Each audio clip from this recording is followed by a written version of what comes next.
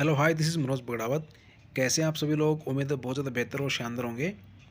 आज हम इस वीडियो के माध्यम से एक नया टॉपिक करेंगे और आज हम करेंगे मनोविज्ञान के अंदर न्यूरॉन यानी कि नर्वस सिस्टम का एक पार्ट करेंगे। यह टॉपिक मनोविज्ञान की क्लास के अंदर बीए भाग सेकंड ईयर की क्लास के अंदर यह लगता है। तो एक ये मनोविज्ञान का चैप्टर है, इसको हम करेंगे इस वीडियो के माध्यम से। और अभी तक जिन्होंने चैनल को सब्सक्राइब नहीं किया वो प्लीज़ चैनल को सब्सक्राइब कर लें, क्योंकि मनोविज्ञान और हिंदी साहित्य संबंधित जितनी भी आने वाली वीडियो हैं वो इजीली आपके मोबाइल पे आपको मिल जाएंगी। तो चलिए स्टार्ट करते हैं एक नया टॉपिक। आज हम पढ़ रहे हैं न्यूरॉन, जैसा कि आपकी डिस्प्ले पे आपको शो भी हो रहा है। न्यूरॉन, आज हम इसकी चर्चा कर रहे हैं। न्यूरॉन तंत्रिका तंत्र की सबसे छोटी इकाई न्यूरॉन को माना जाता है। जो हमारा नर्वस सिस्टम होता है, इसकी जो सबसे छोटी इकाई है वो कहलाती है न्यूरॉन। न्यूरॉन कहलाती है। और इसकी जो खोज थी, सबसे पहले मशहूर वैज्ञानिक सैंटिगो रामोनी काजल के द्वारा इसकी खोज की गई थी। 1990 के आरंभिक सालों के अंदर इसकी खोज, न्यूरॉन की खोज की गई थी। सैंटिगो रामोनी काजल इस वैज्ञानिक ने, मशहूर वैज्ञानिक था ये, इसने इसकी खोज की थी। तंत्रिका तंत्र का वर्णन करने से पहले आवश्यक है कि न्यूरॉन तथा उससे संबंधित तथ्यों पर प्रकाश डाला जाए। मतलब हमें न्यूरॉन, हमें जब नर्वस सिस्टम को पढ़ना है, हमारी बॉडी का जो नर्वस सिस्टम होता है उसकी पूरी स्टडी के लिए आवश्यक है कि उसके छोटे छोटे पार्ट्स के अंदर हमें उसका अध्ययन करना चाहिए। तो इसी उद्देश्य से इस खंड को निम्नलिखित 4 भागों के अंदर बांटा गया है। तो पहला इसका पार्ट है न्यूरॉन, उसके प्रकार, उसकी संरचना तथा कार्य, neuron type, structures and function. And उसके बाद तंत्रिका आवेग, नर्वस इम्पल्स, फिर संधिस्थल तथा उसके कार्य, फिर neurotransmitter and neuromodulator. इन सब बातों का हम अलग अलग अनुच्छेद में वर्णन करेंगे। तो सबसे पहले हम पढ़ते हैं नर्वस सिस्टम। नर्वस सिस्टम का एक पार्ट है न्यूरॉन, इसके बारे में हम कुछ पढ़ लेते हैं। जैसा कि आपको डिस्प्ले पे शो हो रहा है, न्यूरॉन, न्यूरॉन तंत्रिका तंत्र, न्यूरॉन या जिसे तंत्रिका कोश भी कहते हैं, इसको नर्व सेल भी इसको कहा जाता है। तंत्रिका तंत्र की सबसे छोटी इकाई, स्मॉलेस्ट यूनिट कहलाती है न्यूरॉन। आपसे कोई क्वेश्चन पूछे कि नर्व सिस्टम की सबसे छोटी इकाई कौन सी है, तो आपका उत्तर क्या होगा? न्यूरॉन। न्यूरॉन सबसे छोटी इकाई मानी जाती है, जिसके द्वारा विभिन्न प्रकार के उत्तेजकों, स्टिमुलस, जो हमारे उत्तेजक होते हैं, जो हमारे स्टिमुलेशंस होते हैं, को विद्युतीय आवेग, इलेक्ट्रिकल इम्पल्स में बदला जाता है। मतलब इसका क्या काम होता है, हमारे जो अंदर, हमारी बॉडी के अंदर जो उत्तेजक होते हैं, जो स्टिमुलेशन होते हैं, वो क्या करते हैं, उसको विद्युतीय आवेग यानी कि इलेक्ट्रिकल इम्पल्स में उसको चेंज करते हैं। यही कारण है कि न्यूरॉन को जैविक पारस्त्रावक, बायोलॉजिकल ट्रांसड्यूसर भी कहा जाता है। इसको जैविक पारस्त्रावक भी कहा जाता है। लेफ्रेनकोइस 1983 के अनुसार पूरे मानव शरीर में करीब 12.5 अरब न्यूरॉन पाए जाते हैं। मतलब एक स्टडी में किया गया है कि हमारे पूरी बॉडी के अंदर लगभग 12.5 अरब अरब न्यूरॉन हमारी बॉडी के अंदर पाए जाते हैं, जिसमें से करीब 10 अरब सिर्फ मस्तिष्क में। मतलब हमारी पूरी बॉडी के अंदर 12.5 अरब न्यूरॉन पाए जाते हैं, और 12.5 में भी 10 अरब केवल हमारी मस्तिष्क में। मतलब हमारे माइंड के अंदर, हमारा जो माइंड है, हमारा जो दिमाग है, जो हमारा मस्तिष्क, उसको हम बोलते हैं आम भाषा में, 10 अरब उसके अंदर पाए जाते हैं। तो क्वेश्चन ये बनता है कि सबसे पहले तंत्रिका तंत्र यानी कि नर्व सिस्टम की सबसे छोटी इकाई किसे कहा जाता है? न्यूरॉन को कहा जाता है। हमारी बॉडी में कुल कितने न्यूरॉन पाए जाते हैं? 12.5 न्यूरॉन पाए जाते हैं। और हमारे मस्तिष्क में कितने न्यूरॉन पाए जाते हैं? तो 10 अरब न्यूरॉन हमारे मस्तिष्क के अंदर पाए जाते हैं। मानव शरीर में न्यूरॉन के अलावा और भी कुछ सेल्स पाए जाते हैं। मतलब हमारे बॉडी के अंदर न्यूरॉन के अलावा कुछ और भी सेल पाए जाते हैं, जिनका प्रधान कार्य तंत्रिका कोष को जीवित एवं स्वस्थ रखना होता है। इनका मुख्य कार्य क्या होता है? हमारा जो तंत्रिका कोष है उसको जीवित और स्वस्थ रखना, मतलब उसको एकदम हेल्दी रखना होता है। ये हमारे तंत्रिका कोष को हेल्दी रखने का काम भी ये करते हैं। इस तरह के कोषों को न्यूरोलिया या गिलिया कोष भी कहा जाता है। इन कोषों को क्या कहा जाता है? इन कोषों को न्यूरोलिया या गिलिया कोष भी कहा जाता है। आपके सामने न्यूरॉन, आपके सामने ये डिस्प्ले पे है न्यूरॉन। न्यूरॉन की ये आकृति आपके सामने है। ये न्यूरॉन है। न्यूरॉन के अंदर ये इसका केंद्रक है, ये इसका कोश शरीर है, ये इसकी शारीरिका, और ये एक्सोन, ये एंड ब्रश, ये न्यूरॉन की आकृति है।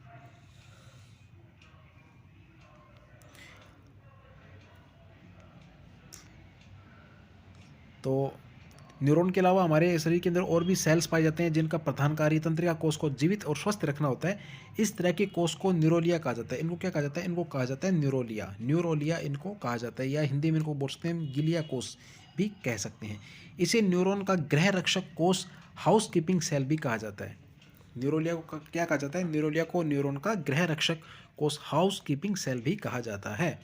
एक औसत न्यूरॉन इतना ही जटिल होता है जितना कि एक लघु कंप्यूटर तथा अन्य कोशिकाओं के साथ लगभग 15,000 दैहिक संबंध, फिजिकल कनेक्शन रखते हैं। मतलब एक जो न्यूरॉन होता है उसकी मतलब इतना कॉम्प्लेक्स, इतना जटिल होता है ये, जितना एक छोटा कंप्यूटर होता है। अब न्यूरॉन के कार्य, अब आपके सामने हम करेंगे न्यूरॉन के कार्य। आपकी डिस्प्ले पे वैसे आपको शो हो रहा है न्यूरॉन के कार्य। कार्य यानी कि फंक्शन के आधार पर न्यूरॉन के निम्नलिखित 3 प्रकार के हैं। यानी कि न्यूरॉन के कितने प्रकार के कार्य हैं? न्यूरॉन के 3 प्रकार के कार्य होते हैं। 3 प्रकार के कार्य न्यूरॉन करता है। पहला है संवेदी न्यूरॉन, दूसरा है गतिवाही न्यूरॉन, और तीसरा है शास्त्रीय न्यूरॉन। पहला संवेदी न्यूरॉन जिसको सेंसरी ओवर एफरेंट्स न्यूरॉन बोलते हैं। सेकंड है गतिवाही न्यूरॉन जिसको मोटर ओवर इफेरेंट्स न्यूरॉन बोलते हैं। और तीसरा जो हमारा है शास्त्रीय न्यूरॉन जिसको एसोसिएशंस न्यूरॉन भी कहते हैं। अब इन तीनों का हम डिटेल वर्णन थोड़ा सा करेंगे।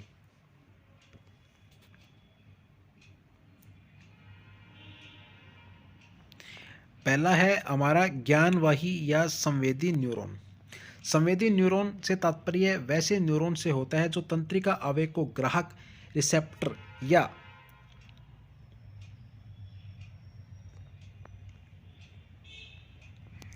न्यूरॉन तथा स्नायु दोनों एक चीज न होकर भिन्न होते हैं। सचमुच में स्नायु हमारे बहुत सारे लंबे न्यूरॉन से मिलकर बने होते हैं जो मस्तिष्क तथा सुषुम्ना के बाहर पाए जाते हैं। ये जो लाइन आपको दिख रही है ये न्यूरॉन के बारे में एक्स्ट्रा में कुछ कहा गया है। ये वाली जो आपको लाइन अभी जो शो हो रही है, ये वाली लाइन, ये न्यूरॉन के बारे में एक एक्स्ट्रा साइलेंट फ्यूचर बताई गई है कि न्यूरॉन क्या होता है कि न्यूरॉन तथा स्नायु यानी कि नर्व दोनों एक चीज़ न होकर अलग अलग होते हैं। मतलब कुछ लोग न्यूरॉन और स्नायु जो नर्व सिस्टम को सेम समझ लेते हैं, वो दोनों चीज़ें अलग अलग हैं।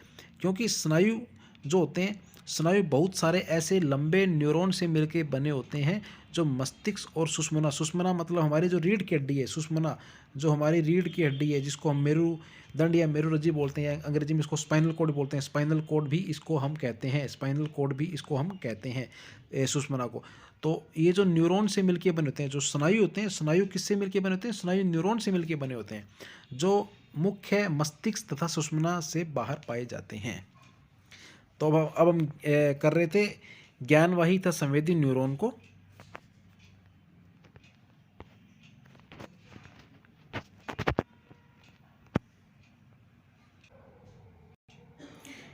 जी, अब हम करें ज्ञानवाही या संवेदी न्यूरॉन को। संवेदी न्यूरॉन से तात्पर्य वैसे न्यूरॉन से होता है जो तंत्रिका आवेग को ग्राहक, या जिसको हम अंग्रेजी में रिसेप्टर बोलते हैं, ग्राहक या ज्ञानेंद्रियों से मस्तिष्क तथा सुषुम्ना तक पहुंचाते हैं। ज्ञानेंद्रियों से मस्तिष्क तथा सुषुम्ना, सुषुम्ना मतलब मैंने आपको बताया, सुषुम्ना का मतलब होता है हमारी रीढ़ की हड्डी यानी कि हमारा स्पाइनल कॉर्ड, या जिसको हम मेरुदंड या मेरुरज्जु बोलते हैं, मतलब पीछे वाली हड्डी, उस तक पहुंचाने का कार्य करता है। जैसे यदि कोई व्यक्ति एक फूल को देखता है, जैसे किसी व्यक्ति ने क्या देखा, एक फूल को देखा। एक व्यक्ति ने क्या, एक व्यक्ति है इसने क्या किया, एक फूल को देखा, एक फूल को देखा। तो फूल देखने से उत्पन्न तंत्रिका आवेग नर्व इम्पल्स आँख से विशेष न्यूरॉन के द्वारा मस्तिष्क के एक खास भाग में पहुंचता है। मतलब एक व्यक्ति है, इस व्यक्ति ने जैसे मान लो फूल को देखा है, तो ये फूल की जो इसका जो प्रतिबिंब है वो इसकी आंखों में बनेगा। वो फूल कहाँ बनेगा? वो इसकी आंखों के अंदर इसका प्रतिबिंब बनेगा, और आंखों से प्रतिबिंब होता हुआ वो एक विशेष न्यूरॉन द्वारा मस्तिष्क के एक खास भाग में पहुंचता है, जिससे व्यक्ति को फूल का प्रत्यक्षण होता है। हम जैसे मान लो कोई भी चीज़ देखते हैं, जैसे हमने कोई घड़ी देखी, तो घड़ी को जब हम देखेंगे तो हमें वो घड़ी हमारे माइंड में कैसे नज़र आ रही है? जब घड़ी को हम देखते हैं हमारी आंखों के माध्यम से, तो आंखों के अंदर हमारे न्यूरॉन होते हैं, वो न्यूरॉन क्या करता है, मस्तिष्क के अंदर एक ऐसे भाग में जाता है और वहाँ से माइंड को वो संकेत करता है। उसके बाद जो हमारा मस्तिष्क है वो कार्य करता है और उसके बाद हमें उस जो हमने चीज़ देखी है, जैसे हमने फूल देखा है तो फूल का हमें प्रत्यक्षीकरण मतलब प्रत्यक्षण हमें वो चीज़ दिखाई देती है हमारी आंखों के अंदर। इस विशेष न्यूरॉन को संवेदी न्यूरॉन भी कहा जाता है। इस चीज़ को संवेदी न्यूरॉन भी कहते हैं। सेकंड होता है हमारा गतिवाही न्यूरॉन। जो सेकंड न्यूरॉन है वो है गतिवाही न्यूरॉन। गतिवाही न्यूरॉन से क्या आशय है, इसको बोलते हैं मोटर और एफेरेंट न्यूरॉन। गतिवाही न्यूरॉन से तात्पर्य वैसे न्यूरॉन से होता है जो तंत्रिका आवेग को मस्तिष्क तथा सुषुम्ना से प्रभावक इफेक्टर अर्थात मांसपेशियों या ग्रंथियों तक पहुंचाता है।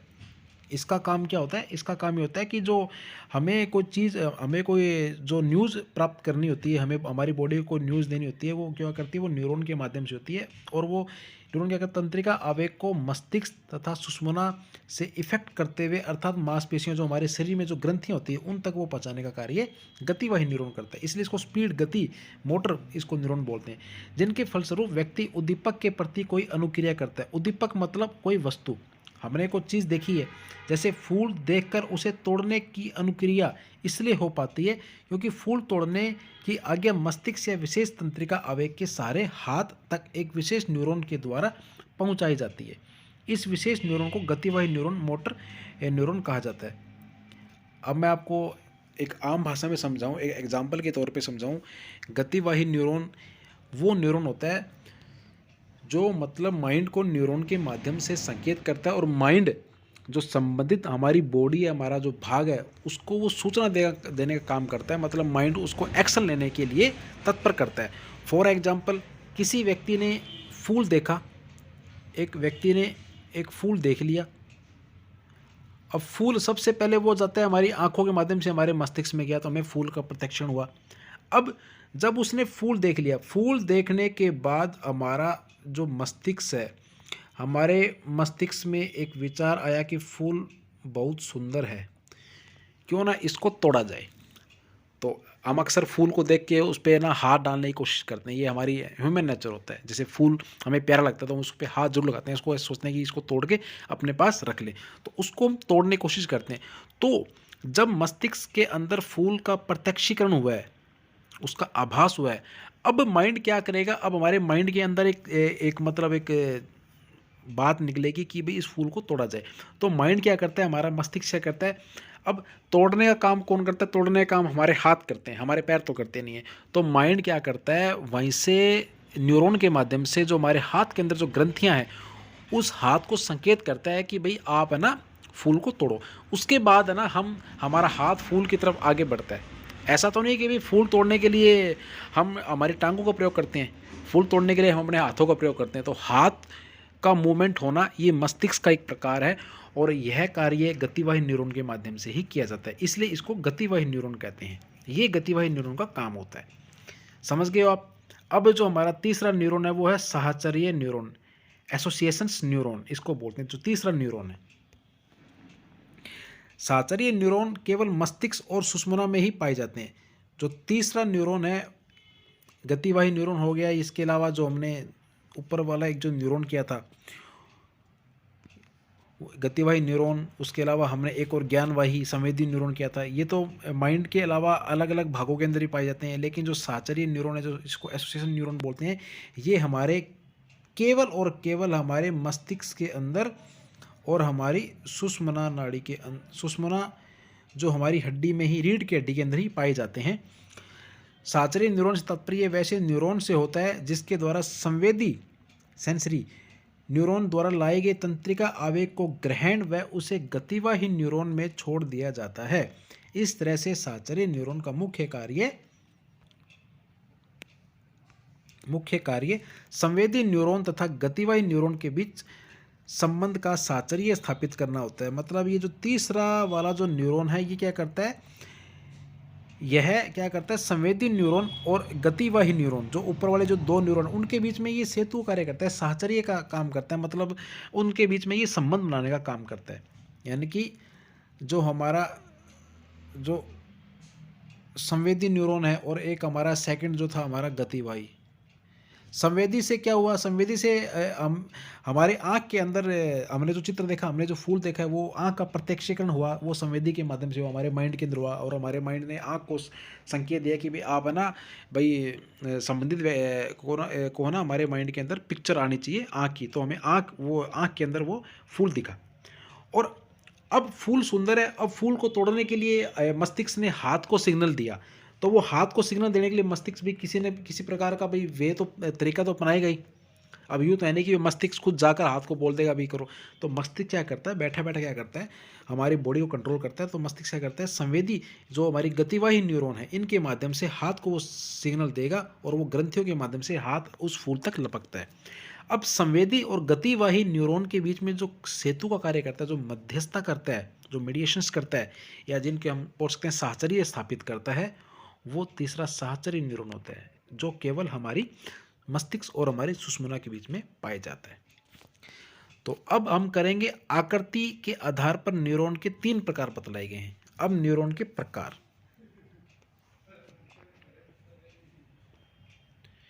आकृति के आधार पर न्यूरॉन के कितने प्रकार हैं, 3 प्रकार के हैं। पहला है बहुध्रुवीय न्यूरॉन्स, द्विध्रुवीय न्यूरॉन्स और एक ध्रुवीय न्यूरॉन्स।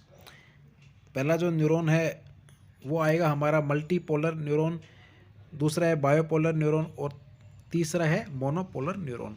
अब पहला है बहुध्रुवीय न्यूरॉन्स।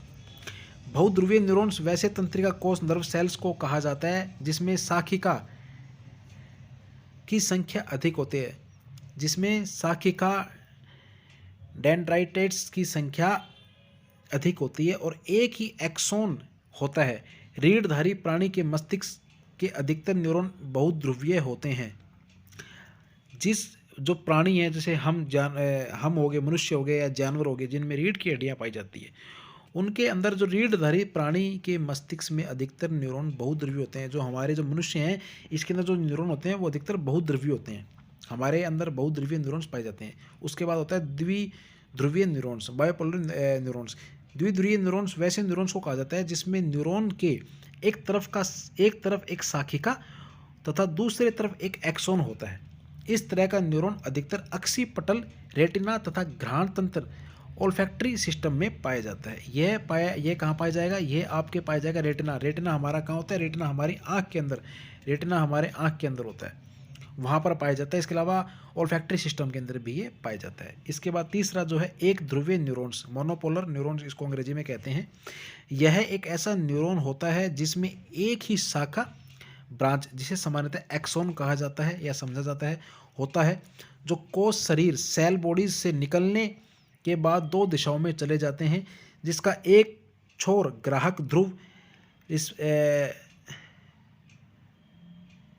रेस्पेक्टिव पोल होता है तथा दूसरा छोर उत्पादन ध्रुव आउटपुट पोल होता है। जो इसके जो 2 दिशाओं में चले जाते हैं, जिसका इसका जो छोर है, जो ग्राहक है, वो रिसेप्टिव पोल्स में होता है और दूसरा जो है वो आउटपुट पोल में होता है। कुछ लोगों ने न्यूरॉन को उसका विस्तार या साइज के आधार पर 2 भागों में बांटा है। एक लघु तंत्रिका कोष, स्मॉल नर्व सेल, और दूसरा है दीर्घ तंत्रिका कोष। लघु तंत्रिका कोष की जो परिधि है, जो डायमीटर होती है, वो काफ़ी छोटी होती है, यहाँ तक कि 10 यूएम तक होती है, जबकि दीर्घ तंत्रिका कोष की परिधि का जो आकार है वो 100 एम तक होता है। मस्तिष्क का प्रत्येक क्षेत्र में इन दोनों तरह के न्यूरॉन अर्थात छोटे या बड़े दोनों तरह के न्यूरॉन्स पाए जाते हैं। ये सभी प्रकार के न्यूरॉन आपस में समन्वित होकर कार्य करते हैं। इसी समन्वय का परिणाम है कि व्यक्ति किसी उद्दीपक के प्रति अनुक्रिया कर पाता है। जहाँ तक न्यूरॉन की संरचना तथा उसके कार्य का प्रश्न है, उसमें भी विशिष्टता स्पेशलाइजेशंस पाई जाती है। संरचना स्ट्रक्चर्स के ख्याल से न्यूरॉन के निम्नलिखित 3 भाग बतलाए जाते हैं। अब संरचना के आधार पर उसके 3 भाग और बतलाए गए हैं।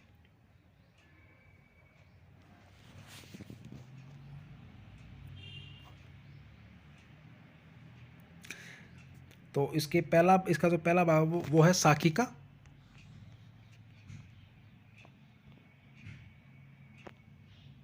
इसका पहला भाग शाखिका। थोड़ा सा मैं इसको यहाँ कर देता हूँ ताकि आपको दिख जाएगी।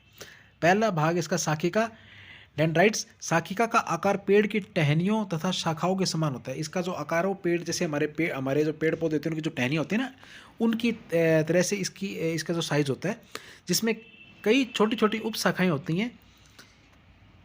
शाखिका न्यूरॉन का एक प्रधान हिस्सा या भाग होता है जिसका तथा इसका प्रधान कार्य दूसरे न्यूरॉन से आने वाले तंत्रिका आवेग नर्व इम्पल्स को ग्रहण करके उसे कोश शरीर के भीतर भेजना होता है। दूसरा है कोश शरीर, सेल बॉडीज। कोश शरीर न्यूरॉन का दूसरा भाग होता है। इसे सोमा की संज्ञा भी दी गई है। कोश शरीर को क्या बोलते हैं? सोमा बोलते हैं। कोश शरीर को क्या बोलते हैं? सोमा बोलते हैं। कोश शरीर न्यूरॉन का दूसरा प्रमुख एक भाग है। इसे सोमा की संज्ञा भी दी गई है। यह न्यूरॉन का जीव होता है। यदि किसी कारण से कोश शरीर नष्ट हो जाता है, कोई रीजन हो गया जिसके कारण जो कोश शरीर है यानी कि सेल बॉडीज है वो नष्ट हो जाती है, तब तंत्रिका कोश या न्यूरॉन कार्य करना बंद कर देता है, यानी कि उसकी मृत्यु हो जाती है। कोश शरीर में एक विशेष तरल पदार्थ होता है जिसे साइटोप्लाज्म कहा जाता है, जो एक विशेष झिल्ली से ढका होता है। कोश शरीर के बीच में केंद्रक न्यूक्लियस होता है जो उसका सबसे मुख्य भाग होता है। उसके बाद जो है कोश शरीर के मुख्य 2 कार्य होते हैं। कोश शरीर के मुख्य कितने कार्य? कोश शरीर के मुख्यतः 2 प्रकार के कार्य होते हैं। पहला कार्य शाखिका द्वारा लाए गए तंत्रिका आवेग नर्व इम्पल्स को ग्रहण करना और उसे आगे बढ़ाना। दूसरा कार्य तंत्रिका कोश नर्व सेल्स को स्वस्थ और जीवित रखना। इसके 2 प्रकार के कार्य हैं। पहला कार्य क्या होता है कि जो पहला कार्य शाखिका के द्वारा लाए गए तंत्रिका आवेग को ग्रहण करना होता है तथा उसे आगे बढ़ाना, और दूसरा कार्य तंत्रिका कोश को स्वस्थ और जीवित रखना। अब तीसरा इसका है एक्सोन। न्यूरॉन के उस भाग को एक्सोन कहा जाता है जो कोश शरीर यानी कि सेल बॉडी से निकलकर आगे की ओर लंबवत बड़ा हुआ दिखाई देता है। इसे चित्र 2.3 के माध्यम से देखा जा सकता है। ये वाला जो चित्र आपको कहाँ मिलेगा? वीडियो के शुरू के अंदर मिलेगा, मैं आपको पुनः दिखा दूंगा, वहाँ पर आपको एक्सोन दिख जाएगा। ये एक छोटा सा पार्ट है तथा काफ़ी लंबा होता है। इसका जो साइज़ काफ़ी लंबा होता है। अधिकतर न्यूरॉन का एक्सोन एक पतला परंतु मोटी अवधारणा शीथ से ढका होता है। मोटे आवरण से, मतलब मोटे आवरण से उस पर कवर होता है, उससे वो ढका रहता है, जिसे माइलिन शीथ भी कहा जाता है। जिससे क्या कहा जाता है? माइलिन शीथ भी उसे कहा जाता है। यह शीथ या आवरण, शीथ को हम बोल सकते हैं आम भाषा के अंदर आवरण। यह शीथ या आवरण कंटिन्यूस न होकर प्रत्येक 2-2 मिलीमीटर पर काफ़ी पतला होकर दबा सा रहता है। मतलब ये लगातार उस पर ढका नहीं होता, मतलब बीच बीच में 2-2 मिलीमीटर के बाद ये थोड़ा सा पतला हो जाएगा, फिर थोड़ा दब जाता है, फिर ये थोड़ा उखड़ जाता है, ऐसे रहता है ये। अगर आवरण सतह होता तो तंत्रिका आवेग का प्रवाह ठीक ढंग से नहीं हो पाता। यदि ये आवरण लगातार कंटिन्यू अगर रहे ना, तो जो हमारा तंत्रिका आवेग है वह उसका प्रवाह है, तो उसकी चाल है वो ठीक ढंग से नहीं हो पाएगी, फिर बॉडी के अंदर प्रॉब्लम आने लग जाएगी। तो इसलिए ये बीच बीच में थोड़ा सा दबा हुआ रहता है। प्रत्येक एक्सोन के अंतिम छोर पर अनेक छोटे छोटे तंतु पाए जाते हैं जिन्हें एंड ब्रश या एंड प्लेट भी कहा जाता है। जिन्हें क्या कहा जाता है? जिन्हें एंड ब्रश या एंड प्लेट भी कहा जाता है। अनेक एक्सोन एक साथ मिलकर एक तंत्रिका का निर्माण करते हैं। मतलब अनेक एक्सोन, मतलब बहुत से एक्सोनों को मिलाकर एक तंत्रिका का निर्माण होता है। बहुत से एक्सोन मिलते हैं ना, तो वो क्या करते हैं? एक तंत्रिका का निर्माण भी वो करते हैं। राइट? न्यूरॉन हमेशा सूचनाओं को एक दिशा में प्रवाहित करते हैं। न्यूरॉन का मुख्य काम क्या है? सूचनाओं को एक दिशा के अंदर प्रवाहित करना। ये न्यूरॉन का मुख्य कार्य है। सूचनाओं को एक दिशा के अंदर प्रभावित करते हैं। सूचनाएं शाखिका से प्रारंभ होकर सोमा होते हुए एक्सोन और फिर एक्सोन से एंडब्रश तक जाते हैं। इसे अग्रगामी संवहन का नियम, लॉ ऑफ फॉरवर्ड कंडक्शन की संज्ञा दी जाती है। एक्सोन के मुख्य 2 कार्य होते हैं। पहला कार्य कोश शरीर सेल बॉडीज होते आ रहे तंत्रिका आवेग को ग्रहण करना था। दूसरा उस तंत्रिका आवेग को एक्सोन के अंतिम छोर अर्थात एंडब्रश तक पहुंचाना। जैसा कि ऊपर कहा गया है कि अधिकतर न्यूरॉन में एक्सोन माइलिन शीथ से ढका होता है। एक्सोन क्या होता है? एक्सोन एक हमेशा माइलिन शीथ से मोटे आवरण से ढका रहता है। माइलिन शीथ मैंने आपको भी ऊपर बताया, एक आवरण जो होता है उससे वो ढका रहता है। इस शीथ में क्षति पहुंचने से न्यूरॉन में सूचनाओं का संचरण बाधित होता है। मतलब यहाँ पर कोई डिफेक्ट हो जाएगा, मतलब कोई क्षति आ जाए, मतलब कोई चोट लग जाए, कभी कभी मान लो कोई इंसान है वो उसका एक्सीडेंट हो जाता है, या मतलब बीमार हो जाए, मतलब जब उस पार्ट को थोड़ा सा भी नुकसान पहुंचेगा तो वो क्या करेगा, पूरी बॉडी को नुकसान पहुंचाता है। जो बॉडी के अंदर हमारे जो माइंड हमारा जो सूचनाओं को भेजता है, सूचनाएं मतलब जैसे हम जब गर्म तवे पे जब हमारी उंगली टच होती है तो एकदम से झटका लगता है ना, वो माइंड के द्वारा लगता है।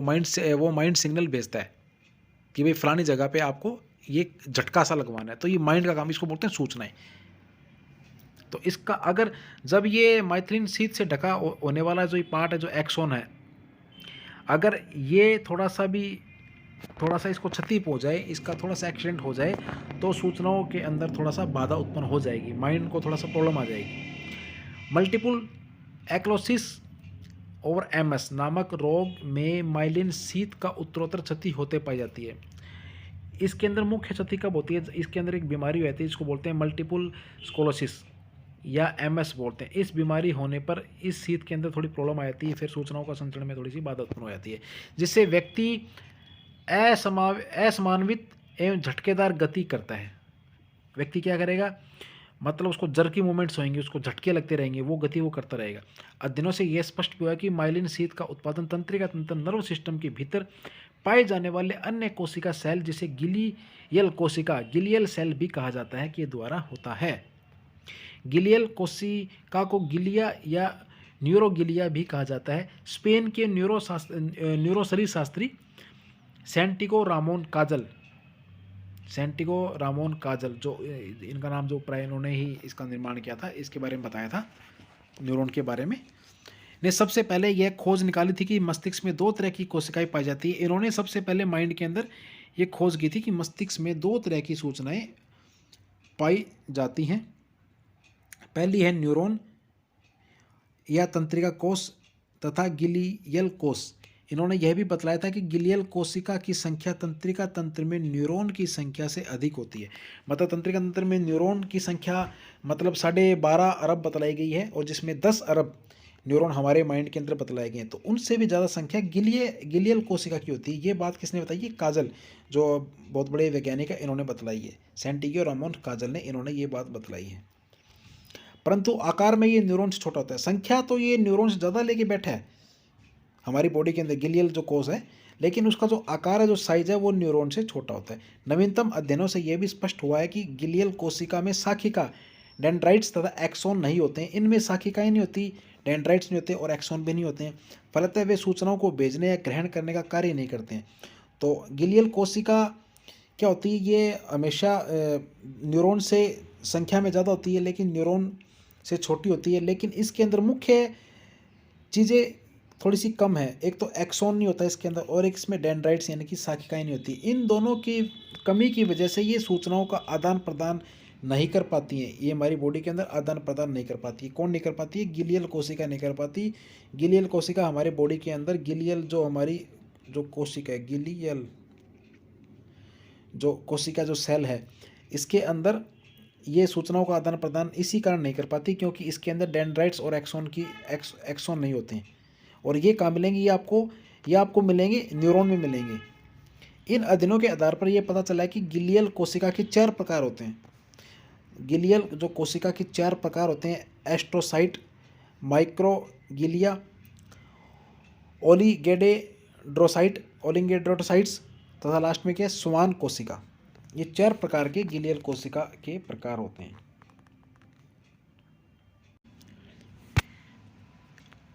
अब हम कर रहे हैं गिलियल कोश का जो मुख्य उसके जो फंक्शंस हैं, उसके कार्य, उसके बारे में थोड़ा सा हम डिटेल पढ़ लेते हैं।